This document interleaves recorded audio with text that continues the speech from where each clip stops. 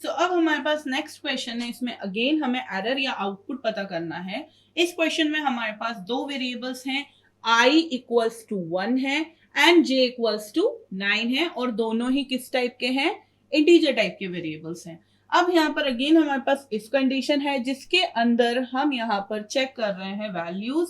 पहले हमारे पास लिखा है I is greater than equals to 1, फिर हमारे पास लॉजिकल एंड ऑपरेटर है जिसके बाद लिखा है J इज लेस देन 10, फिर हमारे पास अगेन लॉजिकल एंड ऑपरेटर है जिसमें लिखा है J, पैरेंथेसिस के अंदर लिखा है J equals two plus plus I। Fine. उसके बाद अगर ये कंडीशन ट्रू होती है तो प्रिंट एफ स्टेटमेंट लिखा है जिसमें हम सिंपली प्रिंट करा रहे हैं I की वैल्यू और J की वैल्यू।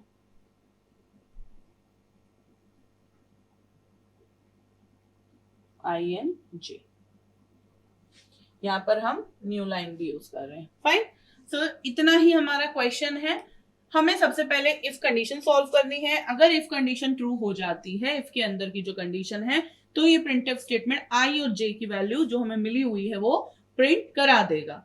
सबसे पहले यहां पर हम देखेंगे कि यहाँ पे बहुत सारे लॉजिकल और साथ में दूसरे ऑपरेटर्स भी हैं, relational operator, logical operator, parenthesis, assignment operator, increment decrement operator, बहुत सारे ऑपरेटर्स हैं। प्रेसिडेंस सबसे ज्यादा हाई किसकी है, पैरेंथेसिस की। फाइन। तो सबसे पहले पैरेंथेसिस को सॉल्व करते हैं। पैरेंथेसिस के अंदर हमारे पास लिखा है J equals two plus plus I। That means ये क्या है, एक पोस्ट फिक्स नहीं है, ये प्रीफिक्स है, प्रीफिक्स इंक्रीमेंट है। प्रीफिक्स इंक्रीमेंट में सबसे पहले वेरिएबल की वैल्यू इंक्रीमेंट होगी बाय 1, उसके बाद हमारा एक्सप्रेशन इवेलुएट होगा। I की वैल्यू अभी करेंटली हमारे पास है 1, जो कि अब इंक्रीमेंट होकर हो गई 2।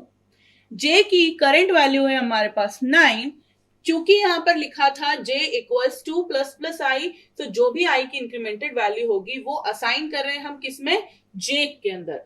अब यहां पर चेंज होकर J की वैल्यू रीअसाइन हो गई है बाय 2।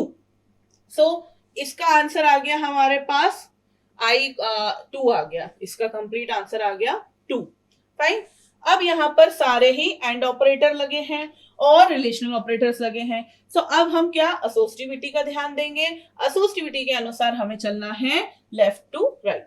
असोसिएटिविटी में हमारा सबसे पहले I is greater than equals to 1 आया। I की वैल्यू अब क्या है, 2 है।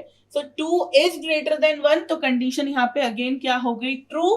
फिर उसके बाद हमने इस कंडीशन को चेक करा, J इज लेस देन 10, तो J की वैल्यू अब क्या है, 2। अगेन यहाँ पे हमारा आंसर क्या आ गया, ट्रू। फाइन। फिर उसके बाद यहाँ पर जो कंडीशन थी उसका आंसर तो पहले ही 2 था और 2 is consider as true.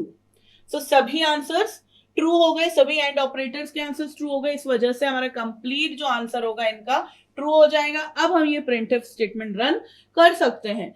Printf statement जब रन करेगा तो अब ये I और J की करंट वैल्यूज हैं उन्हें प्रिंट कराएगा।